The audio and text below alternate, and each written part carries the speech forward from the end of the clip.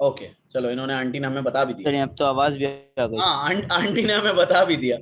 अच्छा जी, अब यहां पर देखो तुम्हारे सामने पहला बुलेट क्या बात कर रहा है, जरा आसान तरीके से पढ़ के जरा मुझे बताओ, आराम से पढ़ो।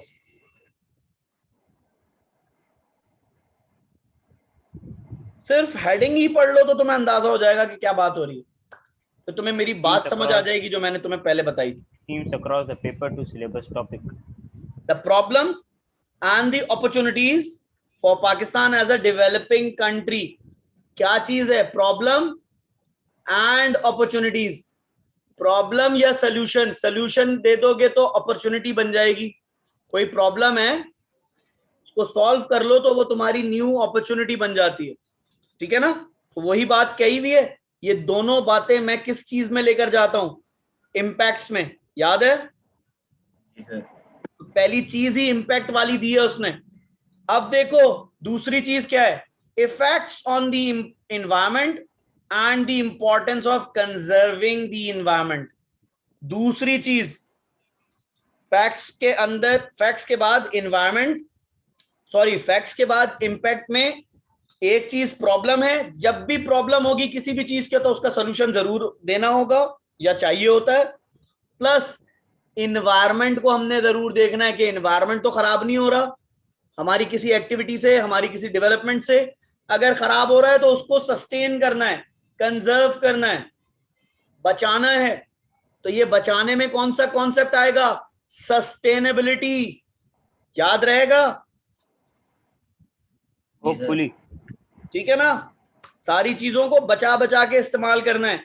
अब इसके अंदर बहुत सारी चीजें हैं पढ़ने पढ़ाने के हिसाब से, मैं भी बात नहीं कर रहा उसकी।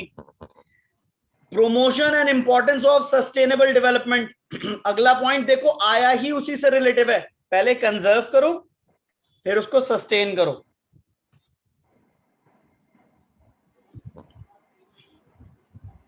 समझ आ रही है बात? जी सर। जी sir. Now, the next point, the importance of feasibility studies.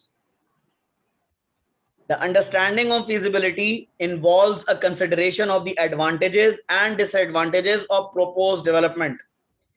आप जो बता रहे हैं कि ऐसा कर लो वैसा कर लो, इसके एडवांटेजेस और डिसएडवांटेजेस कितने फीजिबल हैं आपको पता होना चाहिए। Too many projects are planned without a proper feasibility study being carried out beforehand and fail as a consequence. The Nooriabad and the hub industrial estates are both struggling because they were placed in areas with inadequate water supplies. ये point किसी को समझ आ रहा है? हाँ sir. जी sir. ये बताना चाह रहे हैं कि आपने ऐसी फीजिबिलिटी देनी है कि जिससे आप वो इम्प्लीमेंट होने के लायक हो। नूरियाबाद और हब इंडस्ट्रियल स्टेट्स के हवाले से जो पॉइंट्स यहाँ मेंशन हो रहे हैं वो ये है कि आपने इतनी दूर इलाके में रख दिए कि वहां पर पानी भी नहीं था फिर भी आपने कर दिया। इसका मतलब तुम्हें यहां से पता चल रहा है कि पानी का होना किसी भी जगह पे बहुत जरूरी है डेवलपमेंट के लिए। ये डिसएडवांटेज में आ गया। ठीक है ना? अब प्रॉपर फीजिबिलिटी स्टडी होनी चाहिए। ठीक है? इसी तरह जब हम आगे चलते हैं तो हमें कहता है guiding on planning for teachers. यहां टीचर के हवाले से बात हो रही है कि टीचर्स ने किस तरह पढ़ाना है। ठीक है? आगे चलते हैं, यूज ऑफ रिसोर्सेस के बारे में बात कर रहे हैं। अब यहां से तुम्हारी कहानी शुरू। ठीक है? द लैंड ऑफ पाकिस्तान, सबसे पहले location of Pakistan, tropic of cancer. कौन सी डिग्रीज के बारे में पूछ रहा है? देखो जल्दी से। 28 degree sir, tropic of cancer. 23.5 to be precise. Latitudes देखो कौन से कह रहा है? 30 से 36 नॉर्थ, लॉन्गिट्यूड 64 ईस्ट, 70 ईस्ट, 76। इनको स्पेशली पता होना चाहिए। ये 64 से स्टार्ट है, 70 बीच में और 76 बिल्कुल कोने पे है। ठीक है सर? ट्रॉपिक ऑफ कैंसर तो अरेबियन सी के बिल्कुल वो अरेबियन सी के पास है। ठीक है? और 30 जो है वो बीच में है। पाकिस्तान के ऐसे करके हॉरिजॉन्टली, ये नॉर्थ में ऐसे करके ऊपर जा रहा होता है। ठीक है, मैं क्लास रखूंगा पूरी बाकायदा, उसमें बताऊंगा कि किस तरह वर्क करता है। ठीक है, मैं एक बार पहले बता चुका हूँ on the WhatsApp, I guess Raj को बताया था, शायद राफे को बताया था, दोनों में से कोई एग्री करके बता देगा अभी, शायद राफे को बताया था, दोनों को राफे को बताया था। ठीक है, अच्छा जी, दी अरेबियन सी, इसकी लोकेशन पता होनी चाहिए। देन द कंट्रीज जो आपके आसपास हैं, ठीक है, अफगानिस्तान है, इंडिया है, चाइना है, ईरान है, फिर अरेबियन सी की लोकेशन है, ऊपर आपके ताजिकिस्तान है। ठीक है, इनकी लोकेशंस आपको पता होनी चाहिए। ठीक है, ये कोई बहुत बड़ी मुश्किल चीज नहीं है। Then the land of Pakistan में और कौन सी चीज है, देख कर आओ दरवाजे पे कौन, the countries sharing the border, अच्छा ये हो गया। Location of provinces and cities, यार ये तो बच्चों वाली चीज है। हाँ ये आती है प्रोविंसेस, सारी। अगर तुम अब जियोग्राफी पढ़ रहे हो और तुम्हें अभी तक प्रोविंसेस नहीं पता, तो बच्चों आ जाओ तुम मेरे पास।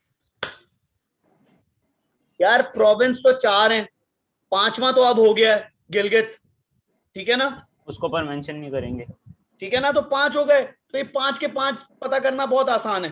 ठीक है ना, अब तो तुम इसको आसानी से इसलिए भी आइडेंटिफाई कर सकते हो क्योंकि नॉर्दर्न माउंटेन्स उधर हैं। ठीक है ना जी सर।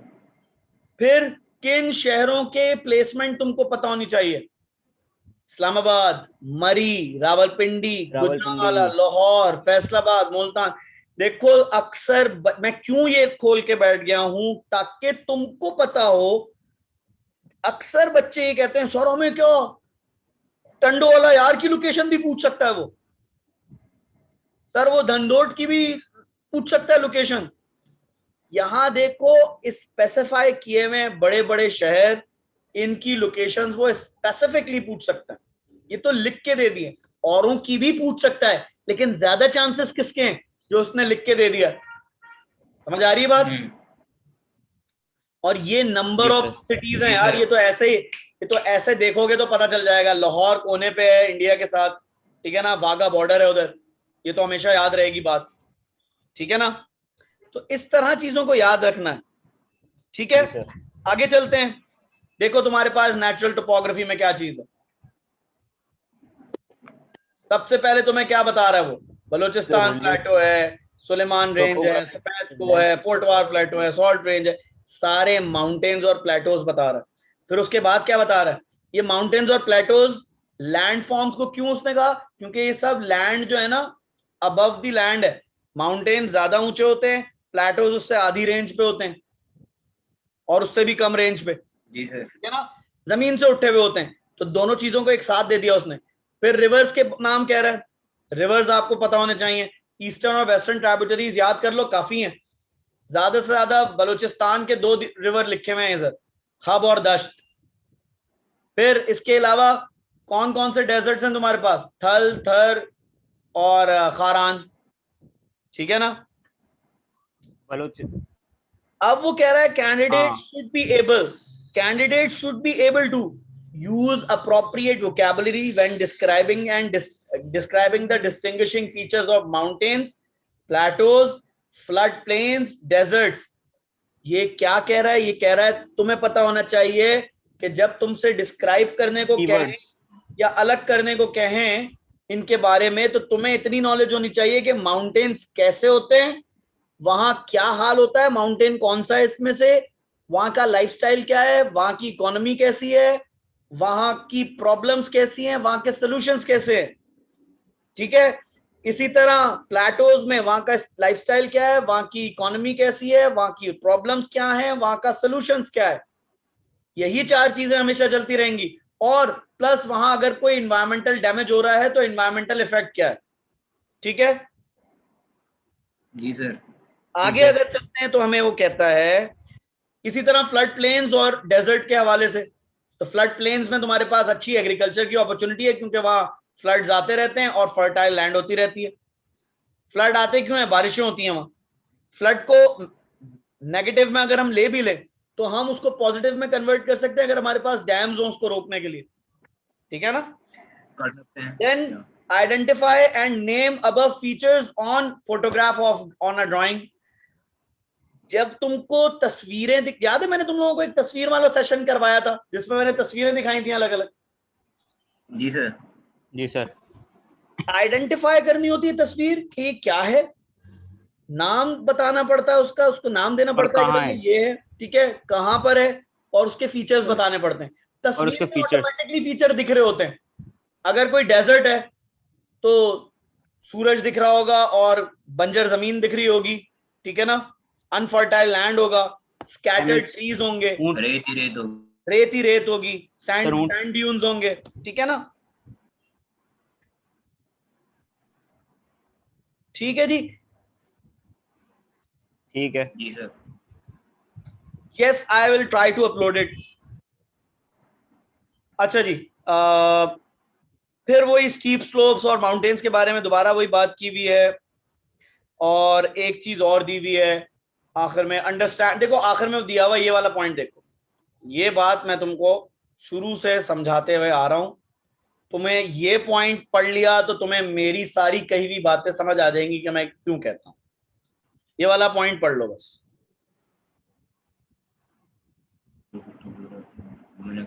जब पढ़ लो तो बता देना।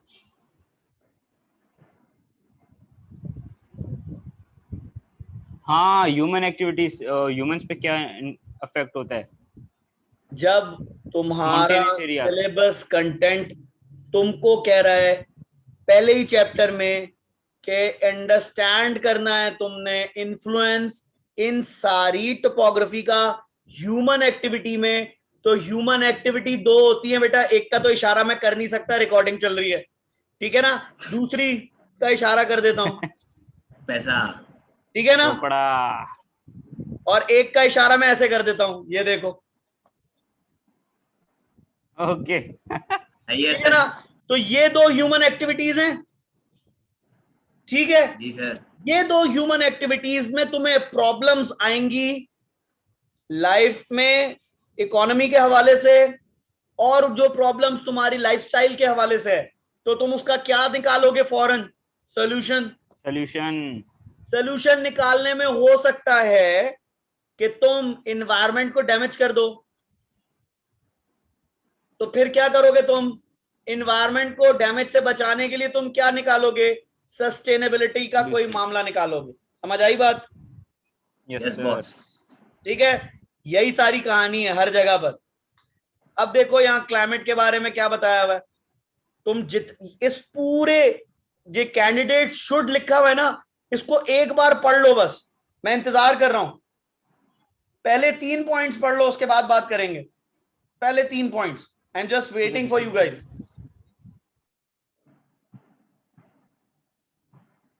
Suhail, Naveed, Fatima, Hiba, kindly go through these 3 points, उसके बाद बात करते हैं। Fatima, can you talk back. First 3 points. हाँ, फर्स्ट 3 पॉइंट्स को देखो। सर पहली तो ये है कि डिस्ट्रीब्यूशन उनकी कब और किस महीने में होती है, किस, ये है।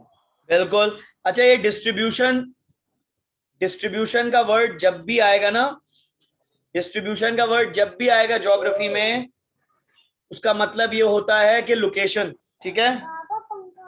अच्छा, तुम एक काम करो, उस वाले रूम में चले जाओ जल्दी से, बाबा की आदत है वो नहीं खोलता, जाओ जल्दी से भाग जाओ, दरवाजा बंद करके जाना।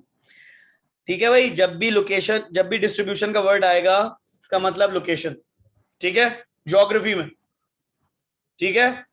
डिस्ट्रीब्यूशन का मतलब है कहां कहां फैला हुआ है, तो जब फैला हुआ ही की बात है तो वो लोकेशन ही होगी ना, किसी जगह पे फैला हुआ होगा। जी सर। ठीक है, बिल्कुल सर। अब 3 पॉइंट्स हो गए हैं, तो बताओ फिर आगे चलें। हो तीन गए। हो गए। देखो तुम्हें क्या देखना है, तुम्हें टेम्परेचर देखना है कहां कहां कैसा है। जब तुम टोपोग्राफी देख चुके होगे मेरा बेटा, अब मैं तुम्हें बता रहा हूं कि कंटेंट तुम्हारा किस तरह आ रहा है। जब तुम टोपोग्राफी देख चुके होगे तो तुम नॉर्दर्न माउंटेन्स देख चुके होगे। मैं थोड़ा सा इसको पीछे कर देता हूं ताकि मेरे हाथ नजर आए। तुम नॉर्दर्न माउंटेन्स देख चुके होगे जहां टेम्परेचर बहुत कम होता है। तुम नीचे कोस्टल एरिया और इनके बीच वाले एरियाज देख चुके होगे जहां टेम्परेचर मॉडरेट होता है और कहीं पे ज्यादा होता है। तुम्हें अंदाजा लगा चुके होगे, ठीक है ना।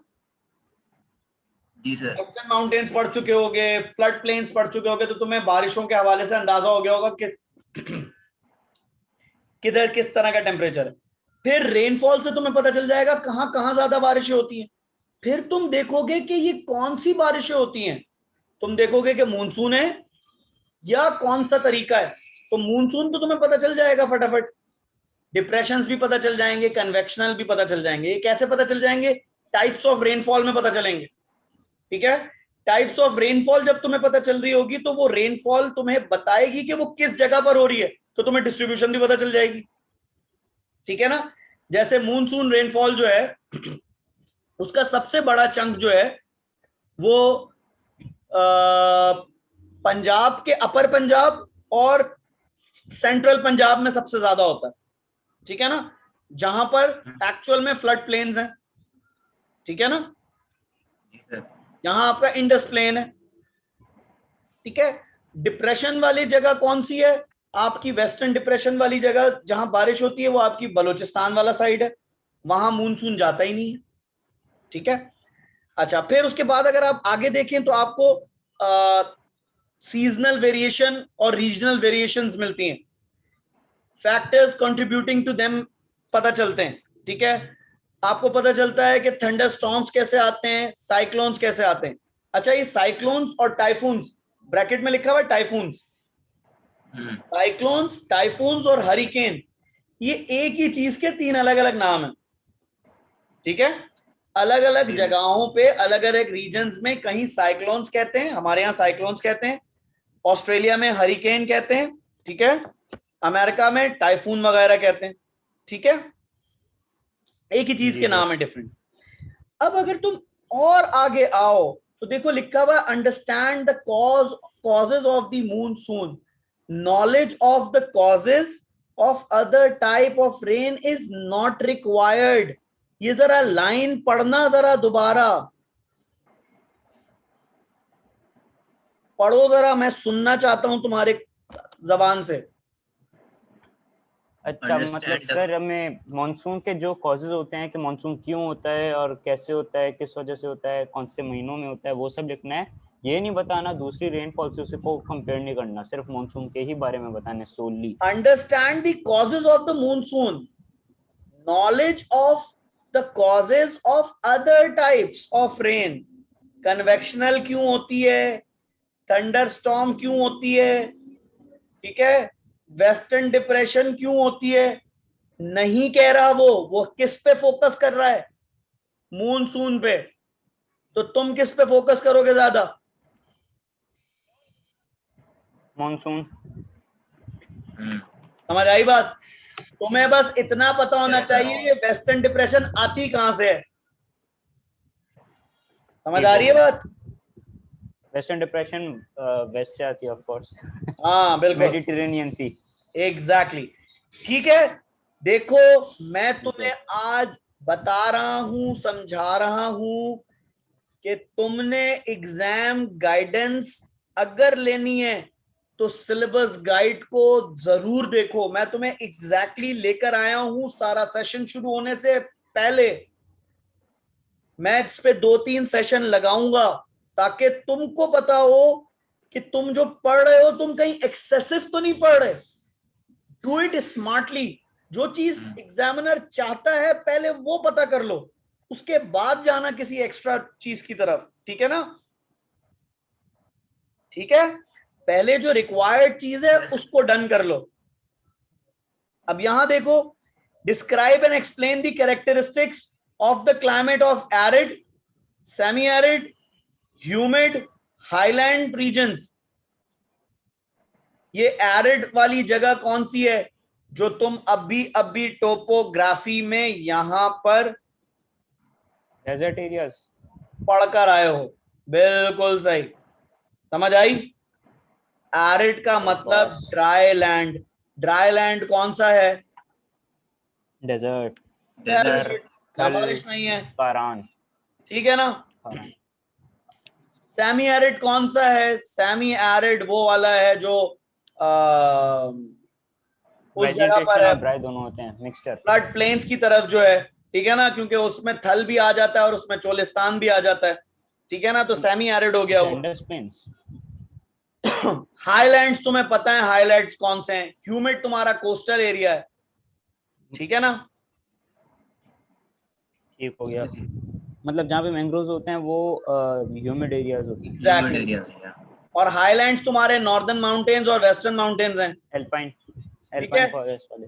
Now know the influence of latitude and longitude on day length and climate. ये पॉइंट अगर तुमने समझना है तो अगर अभी किसी के पास बुक रखी हुई है हुमायूं सिटी वाली, मेरे ख्याल से अगर मेरी मेमोरी अच्छी है, जो कि है अच्छी, पेज नंबर 54 आई गेस, 53 और 54, आगे पीछे दोनों, factors affecting temperature, factors affecting temperature के 5 पॉइंट दिए हुए, एक अलग से बॉक्स बना हुआ है। सर वो एंगल ऑफ सन है उसमें, और एग्जैक्टली एल्टीट्यूड है, लैटिट्यूड है, ये सब है। लैटिट्यूड है, लॉन्गिट्यूड से दिया हुआ है, एंगल ऑफ द सन दिया हुआ है, दिन छोटा हो जाता है, बड़ा हो जाता है, ठीक है, सर्दी गर्मी। फिर आप ऊंचाई पे चले गए तो -6 डिग्री कम हो जाता है हर 1000 मीटर ऊपर चढ़ने से। याद है? ये सारी बातें कर चुके हैं हम, याद आ रही हैं? जी सर, जी सर, जी सर। ठीक है। 1000 मीटर बढ़ने पे 6 डिग्री कम होता है ना? हाँ बिल्कुल बिल्कुल बिल्कुल ऐसे ही, ठीक है ना? तो ये सारी चीजें देखो, यहां से देख के चलना है। अब देखो मैंने जो तुम लोगों को कहानी बताई थी, वो सारी कहानी तुम्हें यहां नजर आ रही होगी। देखो जरा, ये यहां अंडरस्टैंड द इन्फ्लुएंस से जरा नीचे तक पढ़ लो, बस इसके बाद पढ़ लो। तुम्हें, मैं अगर तुम्हारी जगह होता ना तो मैं कहता सर क्या बात है अपने मुंह में मिट्ठू बन रहा हूं। देख रहे हैं? देखो यहां सारी बात समझ आ जाएगी तुम लोगों को। देखो सारा खेल हो रहा है इन्फ्लुएंस का, इस वर्ड का। How the land is influencing its people, whether it's on the economy, whether it's on the lifestyle. अगर इन दोनों पे किसी ना किसी तरीके का अच्छा या बुरा इफेक्ट हो रहा होगा तो there would be some kind of problem and you need to find the solutions for it. और इन दोनों के होते हुए कहीं ना कहीं तुम एनवायरमेंट डैमेज कर रहे होगे। फिर वही बात आ गई, तो इन्फ्लुएंस में तुमने क्या करना है? तुमने लाइफस्टाइल चेक करना है, तुमने इकोनॉमी चेक करनी है, तुमने प्रॉब्लम सोल्यूशन देखना है। तो फैक्ट्स वर्सेस इम्पैक्ट की बात आ गई। ऊपर जितनी बातें यहां से यहां तक तुम करते गए हो, डिस्ट्रीब्यूशन, सीजनल वेरिएशन और thunderstorm, monsoon, these are the facts. समझ आ रही है बात? अब मैं कैटेगराइज कर रहा हूं अपनी सारी बातों को जो मैं पहले बता चुका हूं। मूनसून, टेम्परेचर, डिप्रेशन, कन्वेक्शनल, ये सारे फैक्ट्स हैं, जैसे हैं वैसे ही याद करने हैं। समझ आ रही बात? इनका इम्पैक्ट है नीचे, इनका इम्पैक्ट है नीचे, उस इम्पैक्ट को क्या कहा है? इन्फ्लुएंस। समझ आ रही बात? जी सर। सर वैसे ज्योग्राफी है ही, मतलब इन्फ्लुएंस के बारे में। अब देखो, मुझे कोई सबसे मुश्किल चैप्टर बताओ, सबसे मुश्किल चैप्टर बताओ, मैं वहीं लेकर जाऊं डायरेक्ट, फिर खत्म करते हैं। टोपोग्राफी। सर मैं तो कहूंगा इंडस्ट्री। वहां से तो आ गया मैं राज, अभी तो वहीं से शुरू किया था, फिर जाओ वहां पे। सर मैं तो कह रहा हूँ इंडस्ट्री है। इंडस्ट्री, इंडस्ट्री, हाँ इंडस्ट्री चलते हैं। अच्छा पहले मैं एक चीज जरा दिखाते हुए चलूं ना, मैं एक चीज जरा दिखाते हुए चलूं जरा। फिश, यार सोहेल नवीद क्या बोल रहे हैं? पॉपुलेशन तो सबसे आसान है, पॉपुलेशन ही तो सबसे इजी है।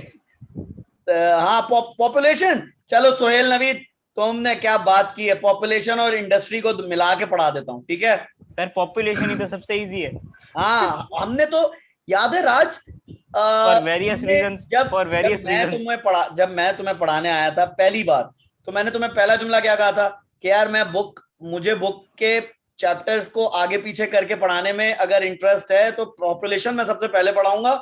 हमें पता चल जाएगा लोग कहाँ क्यों रहते हैं, तो हमें टोपोग्राफी समझ आ जाएगी। याद है ये बात की थी मैंने जब पहला चैप्टर? मैंने हाँ पढ़ाया ही पहले टोपोग्राफी जी था, बॉस। पॉपुलेशन था। आपने ये बताया था कि ओवर पॉपुलेशन क्यों होती है और उसके क्या नेगेटिव इफेक्ट्स होते हैं। हाँ, उसकी वजह से हमें टोपोग्राफी समझ आ जाएगी। चलो मैं पहले पॉपुलेशन की तरफ जाता हूँ। चलो सोहेल नवीद, क्या याद करोगे तुम? अच्छा चलो देखो, देखो देखो देखो देखो देखो, ये यहां से शुरू होता है। पॉपुलेशन की बात हुई, पहले पॉपुलेशन में पहली चीज है structure and growth. Understanding the changing population structure, both age और सेक्स दोनों, कितने मर्द हैं, कितनी औरतें हैं, कितनी उम्र के हैं, कितनी उम्र के नहीं है, ठीक है, बूढ़े कितने हैं, जवान कितने हैं, शोन बाय पॉपुलेशन पिरामिड्स। ये कोई ज्यादा बड़ी चीज नहीं है, आपको सिर्फ बार चार्ट्स की तरह दिखा रहे होते हैं, आपको पता चल जाता है कितने लोग ज्यादा हैं, कितने लोग कम। जो मेन चीज है इसमें वो ये है कि explain and evaluate the effects of the present and the projected population structure on the economy and the development of Pakistan.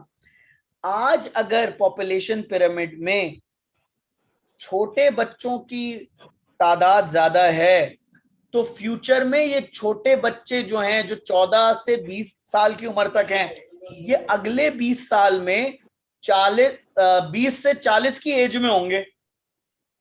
तो ये 20 से 40 की एज में क्या कर रहे होंगे? स्कूल जा रहे होंगे? नहीं, ये नहीं। अपना काम कर रहे होंगे, एम्प्लॉयमेंट में होंगे। समझ आ रही है? जॉब या धंधा, काम धंधा कर रहे होंगे, एग्जैक्टली, ठीक है ना। और अगर इसका रिवर्स कर लें कि बच्चे कम हैं और 20 से 40 साल की उम्र के लोग ज्यादा हैं, तो 20 साल बाद 40 से 60 साल वाले लोग ज्यादा होंगे।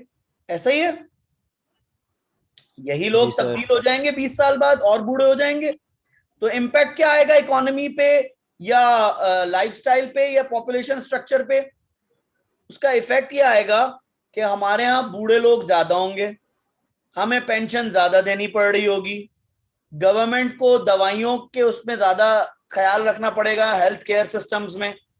जैसे अभी हो रहा है कोरोना में, हमारे यहाँ बूढ़े कम हैं, जवान ज्यादा हैं, तो पहले बूढ़ों को वैक्सीनेशन करवाई गई है। किसी की हुई है वैक्सीनेशन आपके खानदान में? पहले 70 प्लस वालों को बुलाया गया था, फिर उसके बाद 60 प्लस, 40 प्लस, फिर 40 प्लस, 40 50 प्लस, अब 30 प्लस वालों को बुलाया गया है। मैं आज लगाकर आया हूं टीका। ओह नाइस, मुबारक सर। इसके बाद कौन से होंगे? 18 to 13। इसका मतलब प्रायोरिटी कौन से लोग हैं? हमारे पास यूथ जो थी वो अच्छे खासे नंबर में है और वो सर्वाइवल उनका अच्छा है, तो उनको कहा जरा आप बर्दाश्त करें, पहले बुजुर्गों को कर लेने दें, फारिग हो लेने दें, ठीक है ना। हमेशा जंग में भी, एक ऑल्टरनेट बात बता रहा हूं, सब्जेक्ट से रिलेटेड नहीं है लेकिन समझ लो इसको, जंग में भी रूल ये होता है, औरतें बच्चे पहले, कमजोरों को पहले प्रिविलेज दी जाती है, ठीक है ना, पहले उन पे फोकस किया जाता है। तुम्हारे बूढ़े जो हैं वो कमजोर हैं, तो पहले उनको सेव किया है, बाद में स्ट्रॉन्गर लोगों ने अपने आप को प्रेजेंट किया है, ठीक है। बिल्कुल सर। अच्छा जी, टारगेट करते हैं, मुनीम पूरा नहीं समझ आया। टारगेट करते हैं enemies. Oh Salman Gauri, how are you Salman? Welcome to the class बेटा, हाउ आर यू सलमान?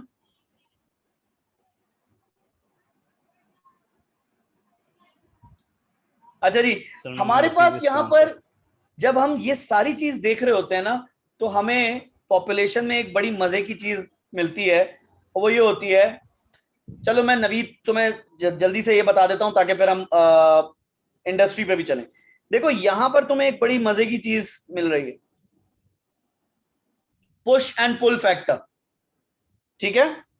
ये पुश एंड पुल फैक्टर मेरी एक वीडियो यूट्यूब पे इसके नाम से है, आप चाहें तो वो भी देख सकते हैं। पुश में क्या होता है, कोई धक्का देता है, ठीक है, देखो जरा दोबारा स्क्रीन पे, ये धक्का दे रहे हैं। एक होता है पुल, खींचना। तुमने कभी नोट किया है कि तुम्हें किसी चीज ने कभी पुश किया हो और किसी चीज ने पुल किया हो? पुल करने का मतलब है कोई चीज अट्रैक्ट कर रही है,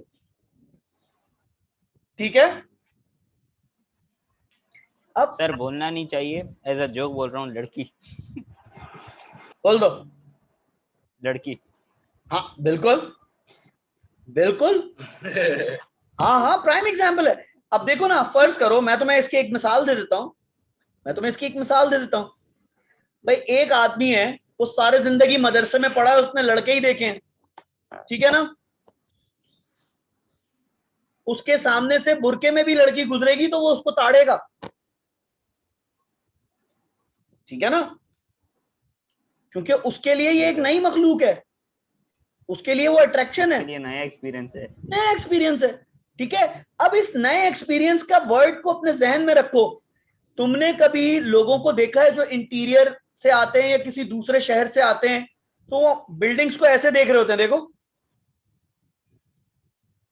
अरे इंसानों को भी घूर घूर के देख रहे होते हैं। एग्जैक्टली इंसानों को घूर घूर के देख रहे होते हैं। या आप कहीं चले जाएं पठानों के इलाके में जहां पे ज्यादातर कुर्ता शलवार पहन के लोग घूम रहे होते हैं, तो वहां पर अगर आप पैंट शर्ट या टी शर्ट पहन के चले जाएं या कैप या सनग्लासेस लगा के चले जाएं तो आपको ऐसे घूर रहे होते हैं, क्योंकि उनको पता होता है कि आप इस इलाके के नहीं है, आप बाहर से आए हैं। जैसे हम किसी को देख के ये सोच रहे होते हैं यार ये कौन आ गया, जैसे हमारे हमारे इलाके में कोई स्लीवलेस शर्ट और शॉर्ट्स पहन के घूम रहा हो तो हम सोच रहे होते हैं यार ये कौन डिफेंस वाला आ गया इधर, है कि नहीं? या आप किसी छोटे इलाके में कोई बड़ी गाड़ी लेके आप चले जाएं तो सब एग्जैक्टली, ठीक है। ये वो पुश एंड पुल फैक्टर्स हैं जो तुम अपनी लाइफ से खुद आसानी से समझ सकते हो। देखो पुश फैक्टर्स क्या होते हैं, एक आदमी को अपने इलाके से निकाल बाहर करना, धक्का देते हैं वो। जैसे कि आपके इलाके में पानी नहीं है तो आप किसी इलाके में ऐसे चले जाएंगे जहां पानी हो, that problem is pushing you towards something, some new area. यही चीज पुल में किस तरह है, आपको पुल फैक्टर्स किस तरह अट्रैक्ट करते हैं कि यार मैं दूसरी तरफ चला जाता हूं, वहां मुझे एम्प्लॉयमेंट अपॉर्चुनिटी मिल जाएगी, मेरे बच्चे अच्छी जगह पढ़ सकते हैं, मैं उस एरिया में शिफ्ट हो जाता हूं। बहुत सारे लोग होते हैं वो दूसरे मुल्क चले जाते हैं। हमारे यहाँ इंटीरियर में ज्यादातर क्या होता है, इंटीरियर से लोग शहर आ जाते हैं। क्यों आते हैं? ताकि वो ज्यादा बेहतर कमा सकें, ज्यादा बेहतर हेल्थ फैसिलिटीज ले सकें, ठीक है। तो पॉपुलेशन में जो डायनामिक्स होते हैं वो फैसिलिटीज अवेल करने के हिसाब से होते हैं, ठीक है। अब सिर्फ एक चीज समझा देता हूं, आखिरी मिनट है हमारे पास, इसी में इंडस्ट्री का हवाला दे दूंगा, ठीक है। जब पॉपुलेशन बढ़ेगी तो पॉपुलेशन बढ़ने से हेल्थ केयर सिस्टम पे फर्क पड़ेगा, जितने ज्यादा लोग होंगे उतनी ज्यादा दवाइयां, उतने ज्यादा डॉक्टर नर्सेस चाहिए होंगे, अगर आपके पास नहीं है तो आपका हेल्थ सिस्टम बैठ जाएगा। जो आपका प्राइम मिनिस्टर कह के चीख चीख के कह रहा है कि एहतियात करें, वरना अगर आप सब बीमार हो गए तो हमारे पास इतने डॉक्टर नहीं है ना इतने हॉस्पिटल्स हैं, तभी लॉकडाउन स्मार्ट करके लगाया जा रहा है एक। इसी तरह बर्डनाइज कौन कौन सी सिचुएशंस हो सकती हैं, ट्रांसपोर्ट हो सकती है, एजुकेशन सिस्टम हो सकता है, हेल्थ केयर सिस्टम हो सकता है, खाने पीने की शॉर्टेज हो सकती है, पानी की हो सकती है, इलेक्ट्रिसिटी की हो सकती है, अगर नंबर ऑफ पॉपुलेशन बढ़ गई। अगर पॉपुलेशन बढ़ गई तो पॉपुलेशन बढ़ने से बहुत बड़ा नुकसान जो होता है वो ये कि क्राइम रेट बढ़ जाता है। क्या आपके यहाँ क्राइम रेट नहीं बढ़ा हुआ? जगह जगह मोबाइल नहीं छिनते? जब ये क्राइम रेट पॉपुलेशन की वजह से बढ़ जाता है तो आपके यहाँ अनएम्प्लॉयमेंट बढ़ने की वजह से इंडस्ट्रीज में लोगों को, जब पढ़े लिखे लोग नहीं होंगे तो इंडस्ट्रीज में लोग, स्किल्ड लेबर कैसे आएगा? जब स्किल्ड लेबर नहीं आएगा तो इंडस्ट्री जॉब कैसे देंगी? समझ आई बात? जी सर। अब यहां तक ही इसको रखते हैं, इंशाल्लाह नेक्स्ट सेशन में मिलेंगे तो इससे आगे कंटिन्यू करेंगे।